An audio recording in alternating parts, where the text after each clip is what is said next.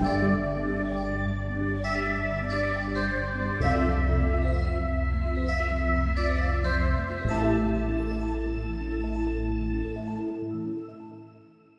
didn't expect you would say 3 and mark. Well, I think that this is how people in the English-speaking world how they launch things. At least in I think in NASA movies they do it like this. They say on my mark, and then they say mark. I don't know why I said 1, 2, 3 before saying mark, but this is how it happened. I would go for something like ready, steady, go instead. Yep, that could also work, but I think on my mark is kind of more scientifically approved. Huh? I think it's a cross-cultural trick here, because when I heard 3, like for the previous 200-something episodes. Definitely. When I said 3, I realized my mistake. I should have said 1, 2 mark or something like that. That would have worked better. Whatever. Anyway. It's still episode number 7, and it's the book club of Biweekly, season 2. Right. And here we are. The host is still here. Yeah, that's me, and you are Slava Rudnitsky. Today we are going to talk about the book by Peter Guber, Tell to Win. But before that, there is a follow-up. Yes, a little bit of a follow-up, right? In the last episode, we discussed structured decision-making, and I and my family, we had a chance to practice that a little bit, where we were making a final decision for a school for our daughter, and there were two very close contenders, and we tried different methods to decide between them, and one of those was quote-unquote structured decision making, where we try to come up with criteria and assign marks to that. But because of the schools were very, very close, that kind of approach didn't work too well, because on the most important things, there were differences between the schools, but then the outcome would depend on how we assign values to those criteria, and different people, even in our family, could have assigned them differently. And then we tried to come up with more criteria. They all felt like superfluous and largely meaningless things to influence the outcome. So it was a difficult decision, but the great thing was that we were choosing between 2 great options, so that there was no wrong choice in a sense. So we finally decided on something, but just to know that this quote-unquote scientific decision-making was not exactly helpful in that situation. Well, I'm sorry to hear that. And I think that it's a difficult choice. Which school did you pick, by the way? We went to Latimer Upper School in the end. Is it far? Is it cool? It is far and it is cool. That's usually related issues.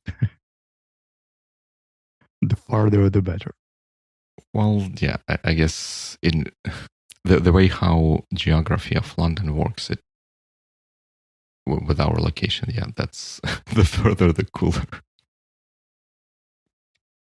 Apart from the follow-up, there is something that is named MISC. Right. I don't know, like you put this in the notes. I didn't know what it meant, but I put an item there anyway. And I guess we are going to talk about the book Tell to Win by Peter Guber. And as you know, I rarely read books. I listen to them with Audible. And this time around, I listened to the book on Audible, and then I decided to maybe re-listen some of the parts that I was more interested in or something like that before the episode. And I was super surprised to figure out or to realize that the chapters in Audible, they do not match the chapters in the book. So yeah, like I clicked like chapter 11, like in the menu in the app, and it says, and it started talking. I said chapter 8.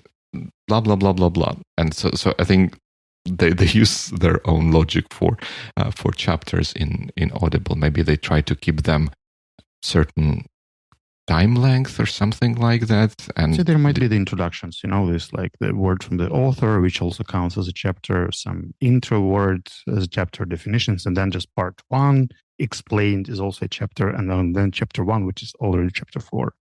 Yeah, well, that's kind of disappointing. I would have expected that the app that has been around like for years and years and years could have figured that thing out. Like there are books with pre-words, right? There are lots of them. What would it take to have like a special chapter name pre-word and have chapters start their numbers from where they really start in the book? I think you could get suspicious when you saw chapter 11 in a 9-chapter book.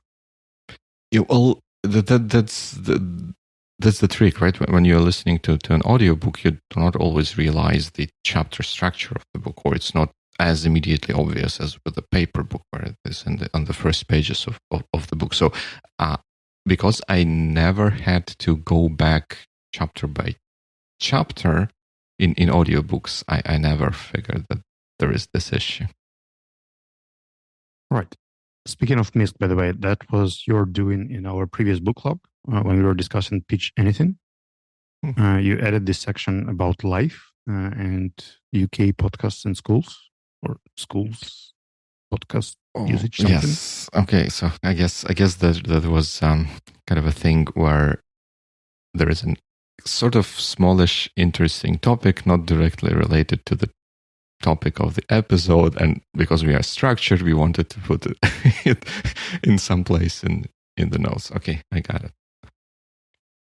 Anyways, let's get down to the book itself. And our first traditional question is, what's your general impression of the book? Well, my general impression is good. I'm glad to have read or have listened to the book. I've picked up at least a couple of great ideas, I think, or like maybe at this day and age, I think it often also comes to not necessarily getting a new idea, but maybe reinforcing an idea you already knew. So that I got both of those with this book. What about you? For me, it was disappointing because it felt as if I came back to my high school or some other place where something seemed really great, nice, and structured. And when you come there as an adult, it doesn't look that way at all. And I see all the flaws. And like when it was one of the first business books I read, it seemed really great. Now, when I came back to it, I said, maybe it could be done better. And it's not exactly a manual the way I imagined it could be. And that's some disillusion and disappointment. Well, yeah, I know that feeling. I guess maybe for me there was a benefit that this was the first time I properly read this or listened to this book. So I say it's some time that way. So you added that 2 books seem to be on the same topic or related topics. You mean related to Pitch Anything, yeah? Yes, that's what I mean. Like, I guess a bit of a prelude to the discussion. Like, one of the things I wanted to get out before we dive deeper into the book itself. I think initially that is related to my feelings listening to the book and thinking about the book and the discussion that was to follow.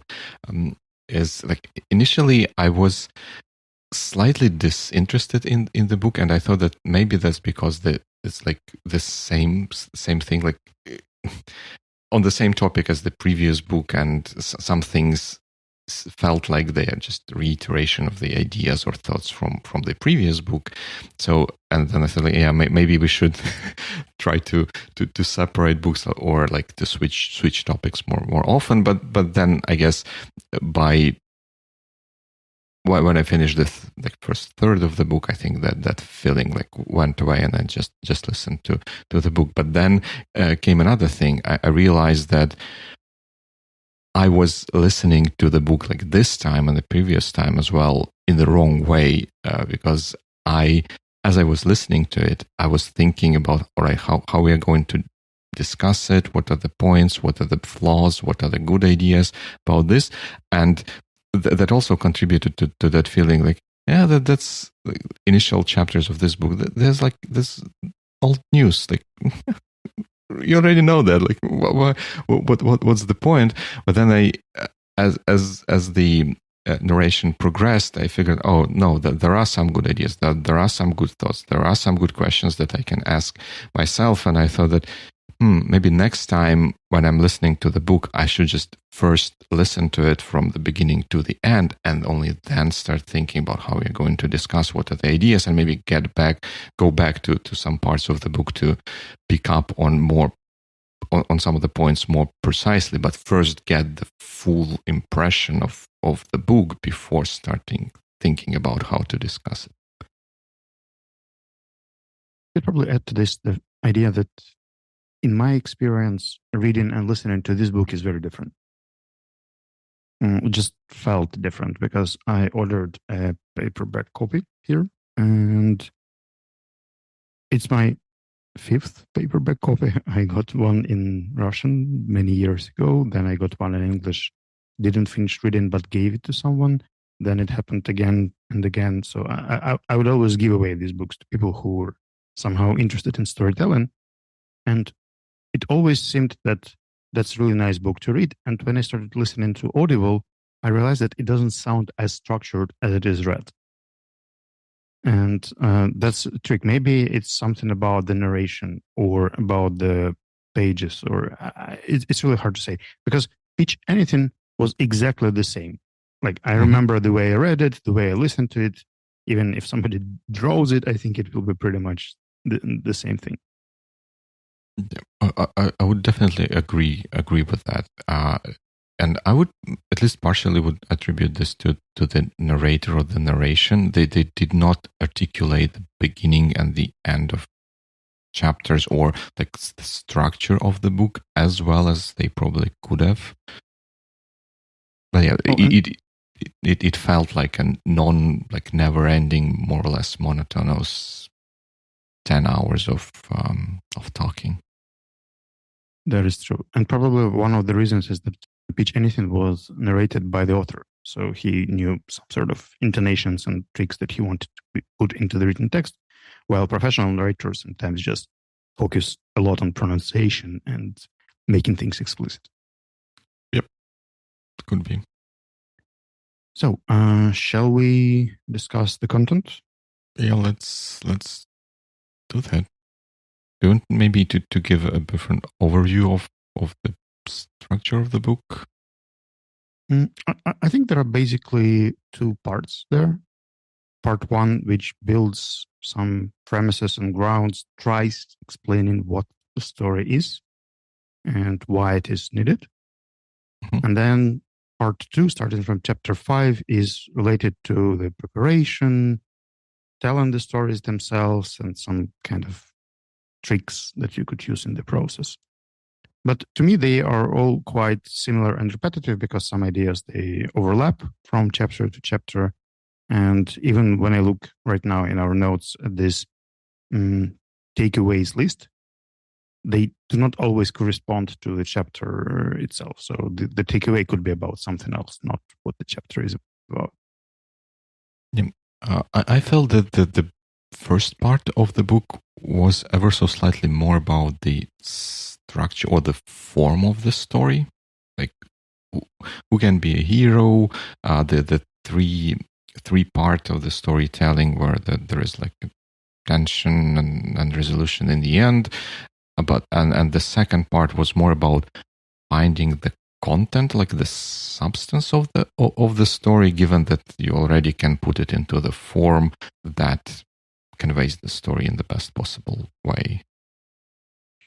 It does make sense. And I think chapter 1 is, not chapter 1, but part 1 is also related to not just the structure, but the preparation elements as well. So it's how you prepare for the story. I think there is a little element of psychotherapy there, about stories that drive us in some ways, and it's not fully uncovered or explored in the book, but I think that there were some things that you shouldn't let your background story manage your impressions.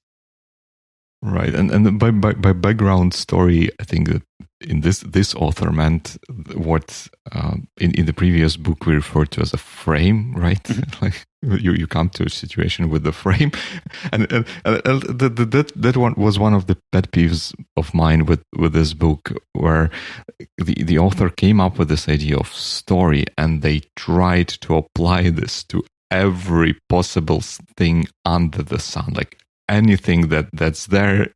He was calling a story. Even in some, I think it was in the beginning part of the book, there was a situation where there was just a kind of a phrase or a message or something like a motto someone said to someone else, like literally 3 words, and he called this message with 3 words a story.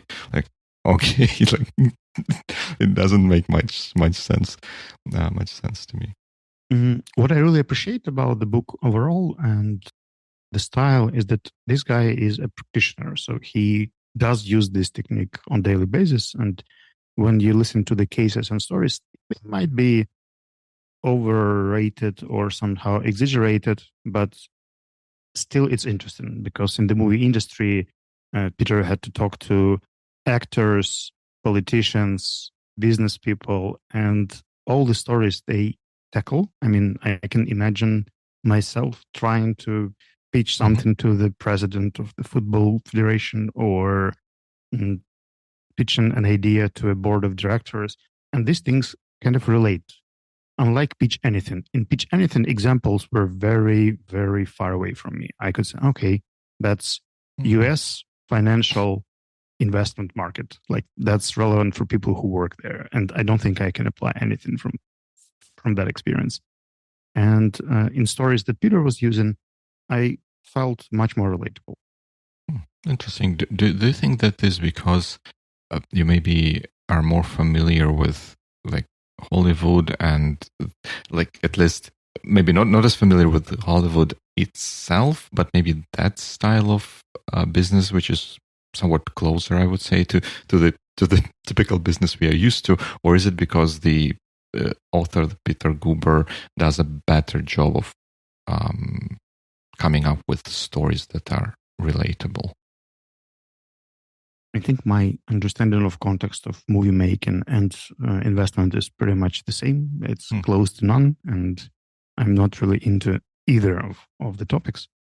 So I would say it's Peter's narration style or the logic that he picked, because basically every chapter had a few stories, and then these aha moments, which, by the way, have you heard them after I told you? Yes, after you told me, I realized that they are there. So each chapter ends with these takeaways from the author. They're named ahas. And it was interesting because I knew they were supposed to be there at the end of every chapter. I focused on those. And when you didn't know, you just skipped those, or they were just somehow blended with text. Right. I think that was definitely fault of the narration, because even before you told me, I noticed that there was like at least once the aha thing, but I thought that this was part of the narration, like the story. I did this, I did that, then aha, and this. Like, okay, yeah. I didn't realize that this is a summary that concludes each of the chapters in the book. All right. I think we shouldn't get really deep into the entire aha thing because there are many of those. Do you think we could pick maybe some? Let's start with definitions. And I know it's boring, but before we land on something that we name the story, I think we shouldn't come to insights. Right. As far as I understood from notes, you are concerned that the definition of story changes from something structured and explained into everything in life. But can we focus on a definition that we choose? I think the way I would define a story would be similar to how Peter defines it in the beginning of the book, where this is a telling which has. I'm frantically trying to remember those 3 parts and how they were called in the book. I think the last one was resolution. First was something else, conflict, conflict, something, and resolution, like the normal structure of any story, right? That there is in the beginning there's So build the up. challenge, the struggle, and the resolution. Yes, like I don't know, like I was like the struggle is real, you see.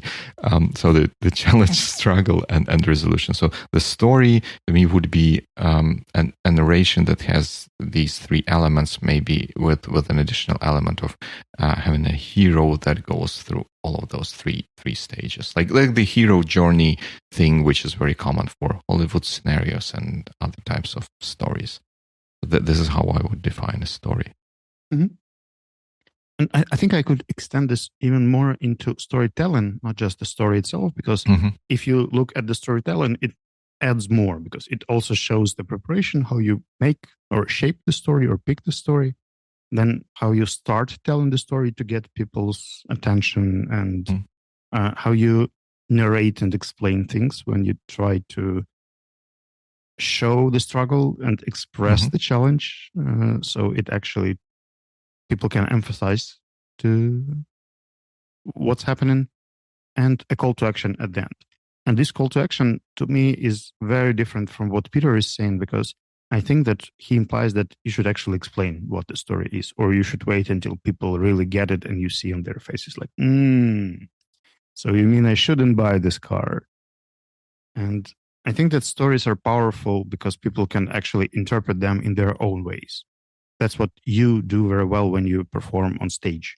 You like telling stories without a clear call to action. You just share a case. I remember at points events, you would say like, guys, this is something about cars and phantom traffic jams, and just think how it can be used in business. Buy. And I really like your style. So I think that not having a clear call to action, but ending things with something thought provocative is a very powerful tool in storytelling.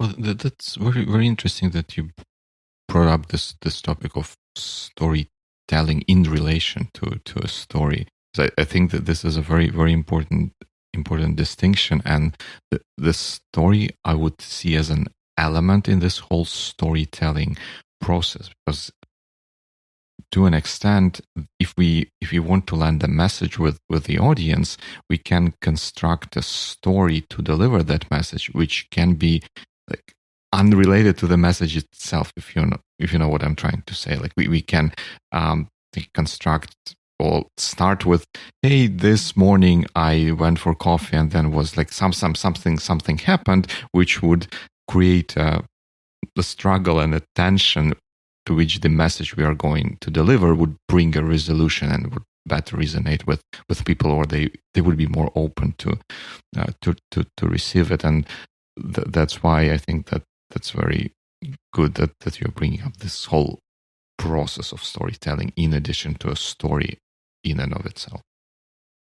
So I think Peter actually focuses on it quite a lot. Like there are many things about igniting empathy, working with attention, and coming to the culmination of something. So I think maybe 2/3 of this book are not about stories themselves, but the ways to deliver or explain. Right. They are about the storytelling process. I would definitely agree with that. Even though it seems like the author, all of that you would just call telling a story, right? Or just being a story, like that backstory, whatever story, this story, that story, which is a bit maybe confusing at times. You know, about a week ago, I got a present from our future guest, Yulia, and she gave me the subscription for the masterclass service. And there are quite a few workshops on storytelling there. I've already saved a few, so I think I will try getting deeper into making stories. But I also remember that you were taking a course on writing and shaping stories in text. Do you think it's different from what Peter is explaining here? Because his focus is mostly business related, and he tries pushing storytelling as business negotiating technique. While, as far as I remember, you were doing something like creative writing. Yes, the course that I took, it was, I'm not sure if it's sound the name of it translated directly would make sense or sound right in English. It was like Psychology of Words, something along those lines. And indeed, it was focused more on creative writing, but also more on crafting the stories, if you know what I'm trying to say. So in a sense, I would see it as a complementary to this book, where Peter here says that stories are important. You want to wrap your messages in stories with the whole storytelling process, and the story roughly should have this struggle and resolution and conflict. But that course that I took, it would be like how, very specifically, how do we craft the story? How do we craft the words and sentences and articulations while telling, or more importantly, writing the story such that it has the most impact with the reader? And there it was very specifically about writing the stories, not telling them orally, which is related but still different. Do you think we could share 3 insights or ideas that we got from reading? I can start with first, and maybe you could follow up after that. While I was re-listening and then rereading the book, I realized why so many case studies that I read are so boring. When people post a case study, they often skip this struggle part. They just say, like, there was an issue and that's the resolution. They basically jump over the procedure of overcoming it and researching it. And when I read all these like Deloitte books about that's how this company built culture of X, I think the fact that they skip the round of mistakes in research and analysis and decision making makes these case studies less interesting. And I normally skim through the text rather than read it fully. And when I read or listen or watch someone's actual case or story at an event, for example, it's much more engaging because people focus a lot on what was happening and how they landed on the solution or resolution.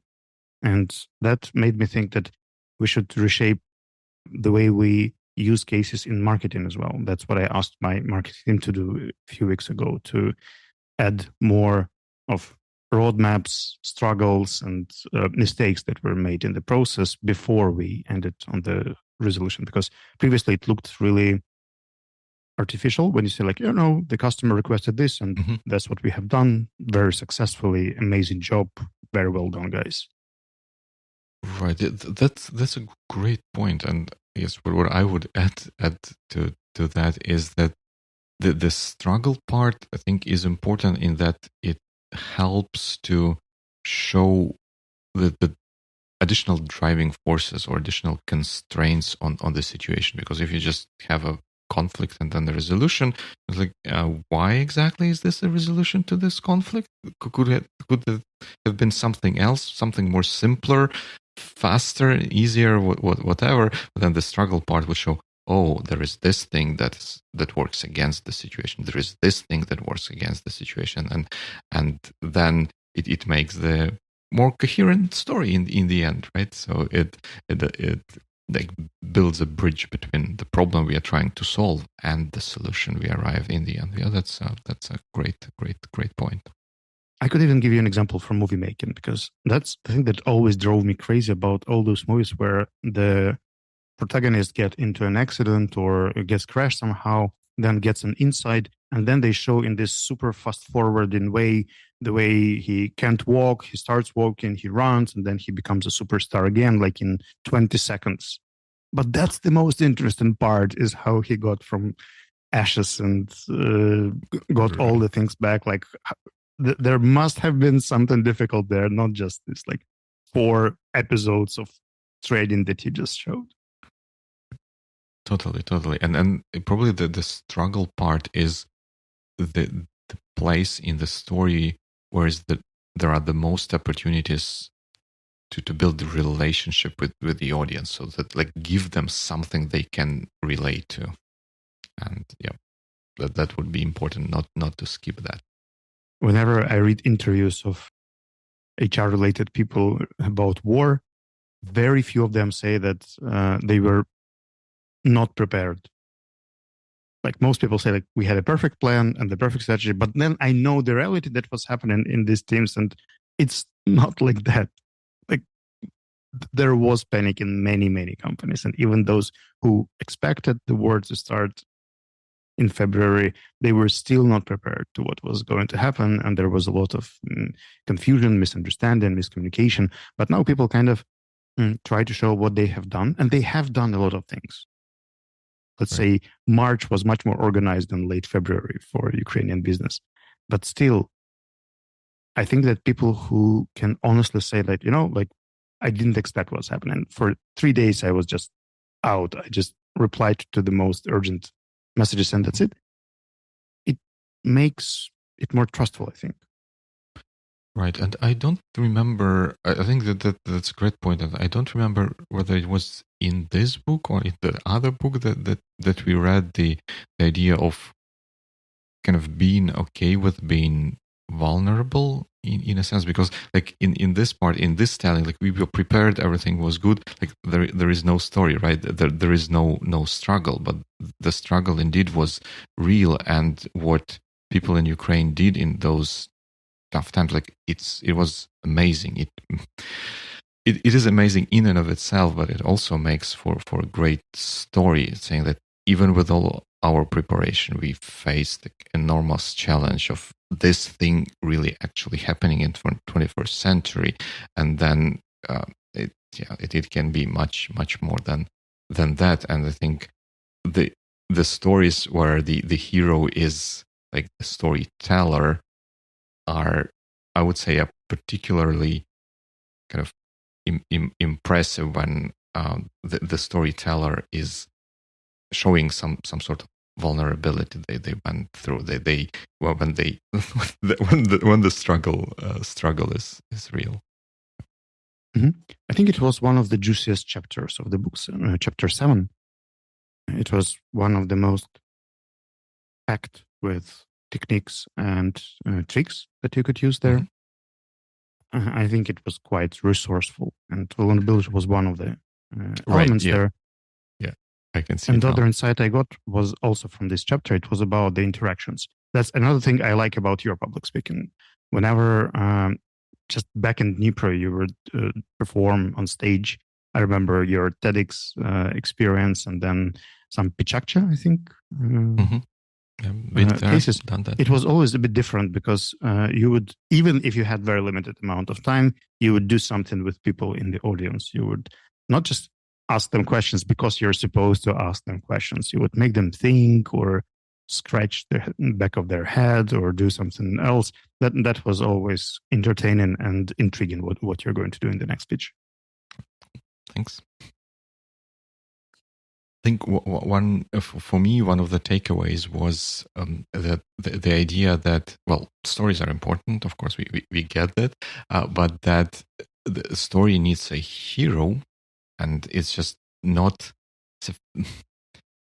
sufficiently interesting or intriguing when you just say as an external, let's say an external observer, like this happened, that happened, then this started happening, then that started happening, and then it all ended in a good way or in a bad way. It is difficult to relate to those stories, and the good idea would be to introduce, to have a hero that goes through that conflict and struggle and comes to a resolution in the end. In addition to that, the idea in the book that a hero does not necessarily have to be, first of all, yourself, the storyteller. It can be like naturally some other person, but it can also be something else entirely like a location or an object or something else. But it is still important for a story to have a hero, and the arsenal or toolbox of what or who can be a hero is much wider than one can think initially. I know, that's actually curious because that was my insight, but to the opposite. While listening to this part, I thought, like, no way. Like, that's not something I enjoy or I buy. Like, I wouldn't enjoy the story of a location or an object because it's really hard to relate to. Well, that's interesting because I can can see situations where I could use something like some sort of inanimate object as a sort of hero to the story, but when this object is very relatable to people somehow, like the family. Guys, let me introduce you to the bug request or bug report. It's Bob. No, but maybe. I would not introduce bug report in that way, but probably I can see a way of making a bug report a hero of a story. I mean, you could, but I can't remember an impactful story that would tell me a story of a location. Like whenever people tell me stories about, I don't know, castles or office centers or something, it's boring. It's blank, boring, and I can think of one good example of location as a hero. Something, because locations don't struggle. Like there are people who struggle around the locations. Let's take the movie The Field of Dreams with Kevin Costner, where he was supposed to build a stadium in the field to play baseball. And the location was the center object, but there was this Kevin Costner guy there to show how hard it is and why it's like, if you just tell, we can take as an example from our episode about pitching, the idea of the airport, this airfield that was the final example or the final case in the book. And there were no people, like there was this guy from the locals who would play something on the field that was then paved into the park, and just the story of the place wouldn't do it. Like you tell the story of the community that lived in the place or people around it, or at least animals. Like I know that animal stories are very catchy, but it's really hard to imagine about something like an object or a location. You do have a power of persuasion. You got me around on my thinking about this, and the way how I kind of put those things together would be the following. I would agree with you that maybe the role something like a location could play would be ever so slightly different from a role of an actual hero. And my construct around that now would be that a hero with the conflict resolution, conflict, struggle, and resolution, the hero would be an element that goes through all of them and kind of links those parts together. But in some situations, it may be that the hero, if it were a man or an animal or something like that, because the story is so lengthy, there could be no one hero that goes through all of that, and their, let's say, location can play a role of this linking element for all of those three parts of the story, but it may not play exactly the role of the hero. It is just the hero often plays that linking role, but in some stories it can be that the linking role is played, let's say, by location, but heroes from the conflict to struggle to resolution are entirely, let's say, different people, but the story is held together by this linking element. Yeah, that's a great I think it example. works for things like novels, and like if you think of the series like the Game of Thrones, where they pretty much kill all the heroes you see in the first episodes by the season 2. Yep, I think so. But what I like about it, and I think where people can misinterpret it, is using of metaphors. I think metaphors are really powerful, and you could use metaphoric things about the hero, and it could be about object, location, or whatever. Then it works, like as an example to highlight something. But the question of empathy to objects and locations is still unanswered. Right. And I think in that respect that there is indeed a difference, like you mentioned, like that would work for a novel. The stories that are told just for entertainment purpose, and there is nothing bad with those stories, of course. Like in the movies or in the fiction books, we tell stories just because we like telling stories and then reading and listening to the stories. But in a business setting where we tell a story to land a very specific message and hopefully to prompt some action on the story receiver's part, it may the toolbox may be a bit narrower, and something that can work for a story in general may not exactly be as useful as business storytelling instrument. I can even imagine something like, I don't know, a laptop or a backpack or a pair of some funky shoes being in the center of the story. The story could be about them, but there would always be a person who would do something to make it more emotional. Like just a story of a laptop itself out of context of people just doesn't make much sense. Yep, I agree. So I'm pretty much done with my insights. What about you? Anything else you would like to add? Well, with insights, I really like the idea of I like the idea. I didn't like the name, like the never-ending story, like the chapters 8 and 9. In general, the idea that when you create a story, well, wait. Before we go into that, let's take a step back and talk maybe a little bit about the difference, and if there is a difference between a story, narrative, and a vision and a value. Because I felt like, as I went through the book, what author denoted as story has kind of changed. In the beginning of the book, it was more of a literal story with conflict, struggle, and resolution. But in the end, it was starting calling a story as something like a vision. If I have a vision and work towards it, that is my story. I live through it, and stuff like that. Did you also notice anything similar? No, I kind of skipped this part. I think that whenever I listen to people who are fully devoted to researching something, they do have a tendency to exaggerate. That doesn't diminish their experience or some cases that they would like to show. But I kind of filter these sort of things, just like this psychotherapy therapy part about your backstory that drives you somewhere. Like, all right, Peter, thank you. You're not the psychotherapist, so let's just get down to storytelling.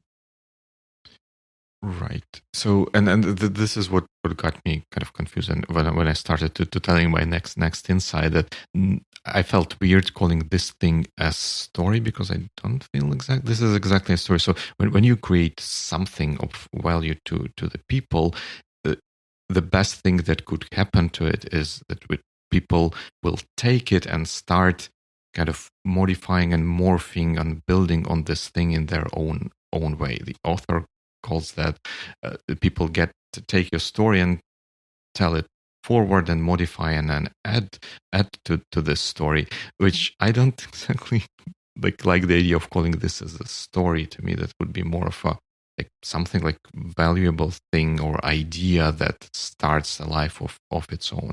In let's say in my field, in software engineering, I often say that the really successful piece of software would be the one that is used for the purposes not originally intended by its creators. So this would be a hallmark of success. And similar thing, Peter told us here, that if you come up with a narrative or a vision that can take a life of its own, so that people who hear that can relate to it and to a certain extent join the cause, this is the hallmark of a success in a sense. And I found that very very powerful and inspiring idea. Can I suggest a term for this? Sure. Would you say a reflection is something that, like when someone shares an idea and you reflect on this idea and you get something to say about it, or to continue, or to develop, or to disagree? I'm not sure. I don't feel like the reflection captures it all. At least the way I feel it. I'm struggling for words to describe. But I think in the book itself that there was this story about his board of directors, right? And where he sells this as, hey, this became my story of my career that kind of promoted success for me. Where I don't see this like a story at all. Like he created something of value that other people saw, like, oh, this is a valuable thing. And they started adding, like the board of the directors that he had in his office would be a huge whiteboard with names of different film directors with information about what they are doing, about their track record, and so on and so forth, which was extremely useful for studios who needed to match the stories to directors, to actors, and whatnot. And so he created a thing of value. People started using it and contributing to it, and this makes a kind of good story to show that, hey, it always helps if you create something valuable that other people can use, and it becomes even more valuable when people can contribute to. But in and of itself, I don't see the board of directors as a story, as I think he portrays that. But nonetheless, I think that this is very, very powerful idea. I think it made me remember an event format that we used to run in Dnipro, 3 p.m. Because basically it was built by a similar approach. We would make a presentation to ignite some thinking and ideas.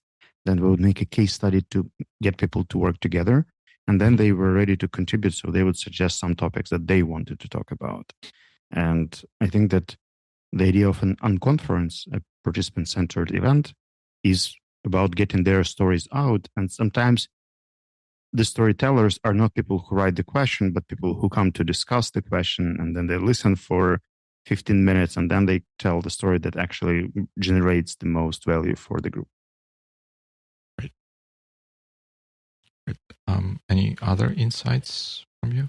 I wanted to probably forward our discussion into more practical field, like saying on day-to-day basis, based on what you've read in this book, is there anything that you can retrospectively say you're using in your presentations or meetings or one-to-ones or something along those lines?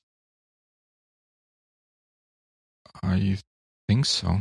I think I do. When, like, the first very straightforward thing would be to kind of follow this story structure in most of the things I used to communicate with other people.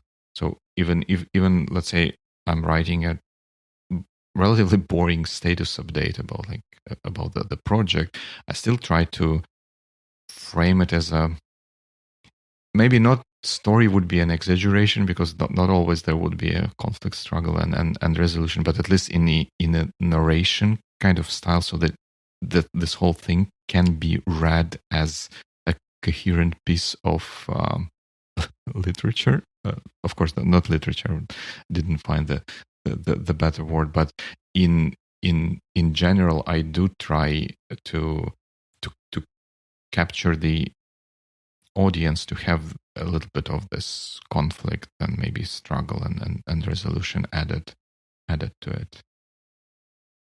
I can give 3 examples from my side. Maybe that they will make you remember something as well. I definitely use storytelling in sales when I present our company, because just naming facts and portfolio items and services is just boring, but telling a short story how we ended up here and what things we're doing now and why we're doing them is much easier in storytelling format than in anything else. The other thing is hiring. When we run some sort of interviews, I really like telling stories about our team, our products, our company. I think it's kind of building more trust. And if I have to interview a person, I would tell a story and listen to a story from this person, which quite often tells me a lot about the experience and the way of thinking and many other things. But third, and probably the most crucial place, because I could sell and hire without stories. But the third thing I think would be much more difficult is change management. Let's say I have to close a project. I've done some analytics and I come to the team, and if I present just the resolution and I don't tell them the background, the challenge, and the struggle that I went through while making this decision, there will be so much resistance. I failed once trying to save people's time and energy and say like, guys, that's for you. Like we're doing it for your sake, but that people didn't buy it. And I realized that what I failed to do there was to tell a story how this decision was made. Like what was the trigger, what was the decision making process, and where we ended as a resolution. And I think that this thing could actually make things much more acceptable and clear and transparent. So if you communicate a change, communicating the background and the struggle is crucial. And I think that you can't do it without a story. Yep, no, totally agree. And I think one additional kind of power feature of stories in this context of change, introducing a change and change management would be that oftentimes when we introduce a change, it is framed in a generic enough way, right? Because it has to cover or solve a whole variety of different cases or situations and help in multiple different forms. And as such, it would be generic if delivered very, very directly. And things that are generic, they feel artificial, and people have kind of defense barriers against artificial things, and stories can make them more specific. Even if it would be just a story about one very particular aspect of how this change is going to work, then people can still extrapolate that story to other areas and get a better feel of how this is going to work. And if we get back to this structure of the story with probably hero, with conflict, struggle, and resolution, it kind of forces you to be rather specific. You cannot tell a story in super vague and abstract terms. And yeah, I think the stories definitely help with quote unquote selling the ideas of change, or getting people excited about something. I think the final question I have here is more related to learning. I just enjoy learning, so why not? I've never really learned intentional storytelling. So I read some books, I watched something, I read something, but it was never a skill that I would practice like intentionally. At the same time, I've noticed that I've been getting better. Like if I imagine myself making a presentation about something 10 years ago and now, I did definitely progress somehow. But still, there are people around me that seem talented doing this. So they're born to tell stories. Every Facebook post they write is just somehow ended up into this dramatic story with challenges and struggling and a very clear call to action. And I wonder whether you believe that it's learnable to the level of an expert. Like I can understand how I can get better from amateur to not so amateur, and like not missing pieces, but it doesn't make me a great storyteller at all. Like I can explain my thoughts, I can give an argument, I can present my idea, but it doesn't make me a storyteller. I think to an extent this can be learned in a way. Of course, there are some people who are naturally talented, so they somehow feel the rules of storytelling just subconsciously, and they follow them without maybe even being able to articulate what are the rules, what is the process that they are following. But at the same time, if someone doesn't feel like that, I think this can be learned. If you learn about how other people do, like you analyze what makes stories successful, and then you practice that yourself, you can start seeing like world through the stories and kind of deliver ideas through those stories. Of course, maybe you would not be able to get to the heights when someone is just gifted for whatever reason, but I think you can become very competent in. Can we use the language grading, like elementary, pre-intermediate, intermediate, upper intermediate, and advanced? So there are 5 grades. In my personal understanding, you can get from elementary to intermediate for sure, upper intermediate at best, and almost never advanced, because it might take some natural talents to do that. All right. Does it sound fair to you? Or you would say that it's still technically, theoretically possible to get to the top level? Well, I guess looking at this from purely kind of mathematical point of view, if you can forgive me doing that. So if we accept that there are people who are somehow gifted in this field, who are just like on the next level, just naturally for whatever reason, and if we put those people on the scale and they are being the advanced group, the very top group, then like following this logic, it may be impossible for someone who is not naturally gifted to get into that group by just learning, because by definition that group is in the league of its own. So maybe that can make that can make sense from that point of view. But then I would also say that from what's important is the practical side of it, like how many situations are there when the difference between advanced and upper intermediate would really show up. Maybe the 95% of all situations are such that the upper intermediate will deliver all 100% of what is required. Intermediate will deliver most of the things. Well, I agree. Yeah. But while I was listening to you, I started thinking of the idea that sometimes it's not about the subject anymore when you would like to get to this advanced, or even this next level that you named would be proficient. This is like above advanced. That's for people who are world experts on something. Okay. And I'm still thinking about something achievable, but I remember that it's actually the metaphor or the analogy to the language.